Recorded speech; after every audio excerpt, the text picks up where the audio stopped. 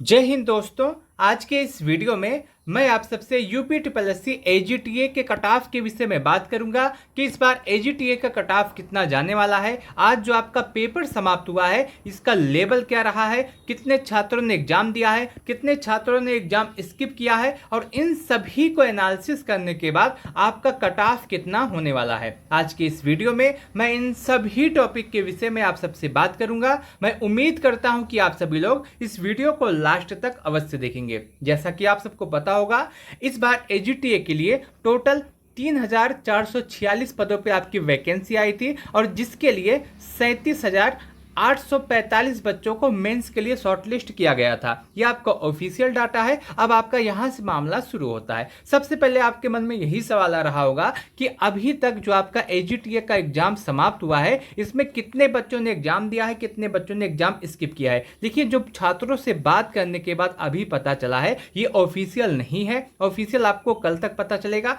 ये मैं अनुमान बता रहा हूं। बहुत सारे छात्रों से मैंने जो बात की है उन सभी से यही पता चला है कि लगभग 65 से लेकर के 70% बच्चों ने एग्जाम दिया है। बाकी सभी बच्चों ने एग्जाम स्किप किया है। बच्चों से पूछने के बाद यह पता चला, मान लीजिए कोई 24 बच्चों का रूम है तो किसी किसी रूम में 16 बच्चे, किसी में 17 बच्चे, किसी में 15 बच्चे, किसी में 18 बच्चे इसी तरीके से बैठे थे। तो यह अनुमान लगाया जाता है कि लगभग 65 से 70% बच्चों ने एग्जाम दिया है। बाकी सभी बच्चों ने एग्जाम स्किप किया है। बाकी ये जो ऑफिशियल डाटा है ये आपको कल पता चल जाएगा, तो कल तक आप वेट कर लीजिएगा। अब अगला सवाल ये आता है कि आपका जो आंसर की है वो कब तक जारी हो जाएगा। तो मैं आपको बता दूं, यूपी ट्रिपल एससी एग्जाम भले बहुत ही विलंब से करवाए लेकिन ये आंसर की बहुत ही जल्दी जारी करती है। आप यह मान के चलेंगे कल या फिर परसों 2 दिनों के अंदर अंदर आपका जो आंसर की है वो जारी हो जाएगा। बस सिर्फ और सिर्फ 2 दिन के अंदर अंदर आपका आंसर की जारी हो जाएगा। अब सबसे बड़ा सवाल यही आता है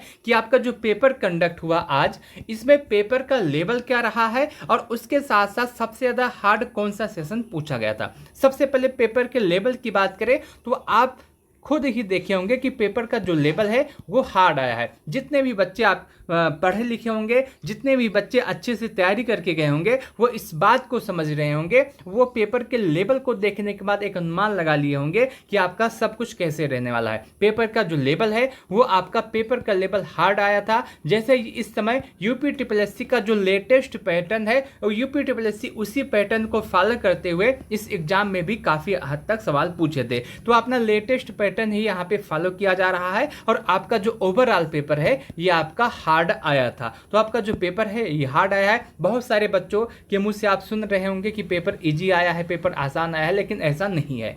कुछ क्वेश्चन मान लीजिए कि आपके एग्जाम में 100 प्रश्न पूछे गए थे। इस 100 प्रश्न में से लगभग 25 से 30 प्रश्न इजी थे। 25 से 30 प्रश्न इजी थे। अब कोई बच्चा इसी 25 से 30 प्रश्न को देखने के बाद कहे पेपर इजी आया तो सही नहीं है, क्योंकि ये 25 प्रश्न से आपका कट ऑफ नहीं बनने वाला। अगर मैं पूरा आपके पेपर को सही से एनालिसिस करूं तो आपके पेपर में 3 सेक्शन से क्वेश्चन पूछे गए थे, जिसमें आपका एग्रीकल्चर से 65 क्वेश्चन था, यूपी स्पेशल से 20 क्वेश्चन था और कंप्यूटर से 15 क्वेश्चन पूछे गए थे। सबसे पहले मैं आपको बताऊं कंप्यूटर के विषय में, तो आपका जो कंप्यूटर पूछा गया था इसमें से 2 से 3 प्रश्न आपके इजी आए थे। 2 से 3 प्रश्न इजी थे। मॉडरेट की बात करें तो 8 से 9 प्रश्न मॉडरेट पूछे गए थे और हार्ड की बात करें तो 8 से 10 प्रश्न हार्ड पूछे गए थे। और इसमें जो बच्चों का एवरेज स्कोर बन रहा है वो आपका 7 से 8 प्रश्न ही बन रहा है। उसके बाद यूपी जीके की बात करें तो यूपी जीके में 20 प्रश्न पूछे गए थे, जिसमें से इजी जो आया था वो 3 से 4 प्रश्न ही इजी था। और उसके बाद मॉडरेट की बात करें तो 7 से 8 प्रश्न मॉडरेट था और हार्ड की बात करें तो 8 से 10 प्रश्न इसमें हार्ड पूछे गए थे।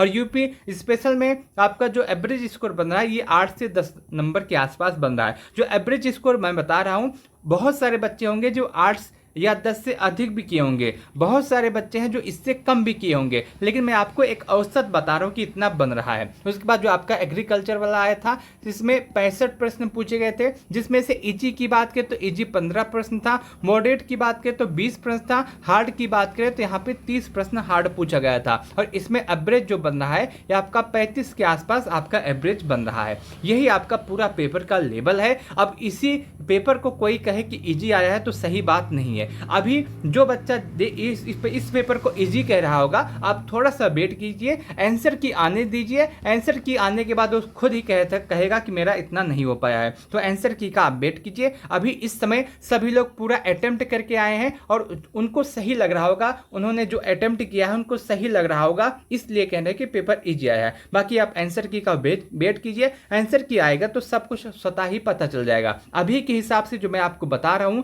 पेपर को देखने के बाद, पेपर को एनालिसिस करने के बाद और बहुत सारे बच्चों से बात करने के बाद यही नतीजा आया है कि आपका जो पेपर है हार्ड रहा है और इस पेपर में आपका कट ऑफ बहुत ही ज्यादा अधिक नहीं जाने वाला है।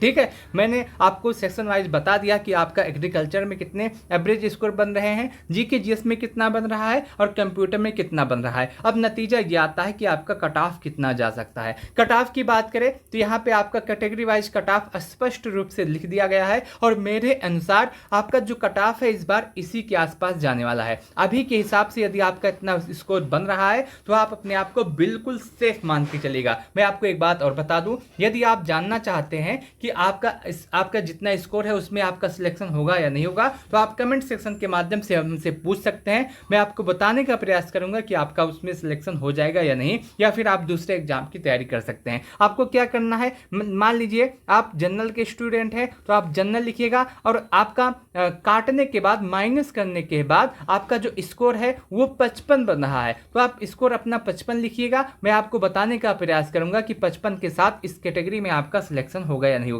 जैसे आप ओबीसी हैं, आप ओबीसी लिखिएगा और उसके बाद लिखिएगा आपका स्कोर कितना बन रहा है। मैं आपको बताने का प्रयास करूंगा कि इस स्कोर के साथ आपका सिलेक्शन होगा या नहीं होगा। तो आप ये कमेंट कर सकते हैं अगर आपको पूछना है, नहीं तो कोई बात नहीं। कट ऑफ की बात करें, देखिए मैं आपको सही इस समय जो बता रहा हूं यही आपका सही है। यदि आप पेपर दिए होंगे, पेपर में बैठे होंगे, अच्छी तैयारी करके गए होंगे तो आप मेरी बात से सहमत अवश्य होंगे। कट ऑफ की बात करें तो यहाँ पे स्पष्ट रूप से आपका कट ऑफ लिखा गया है और ये आपका फाइनल का कट ऑफ है, ये आपका डीवी का कट ऑफ नहीं है। अगर आपका इतना स्कोर है तो आपका सिलेक्शन होने वाला है, जिसमें आपका जनरल का कट ऑफ 50 से होकर के 55 के आसपास रहने वाला है। यदि आप जनरल हैं और आपका स्कोर 50 से 55 के आसपास है तो आप बिल्कुल सेफ रहने वाले हैं। यदि आप ओबीसी हैं, आपका स्कोर 47 से लेकर के 52 के आसपास है तो आप बिल्कुल सेफ हैं। यदि आप ईडब्ल्यूएस हैं, आपका स्कोर 45 से 50 के आसपास है तो आप बिल्कुल सेफ रहने वाले हैं। यदि आप एससी हैं और आपका स्कोर 40 से 45 के आसपास है तो आप सेफ हैं। वहीं यदि आप एसटी हैं और आपका स्कोर 37 से 40 के आसपास है तो आप सेफ है।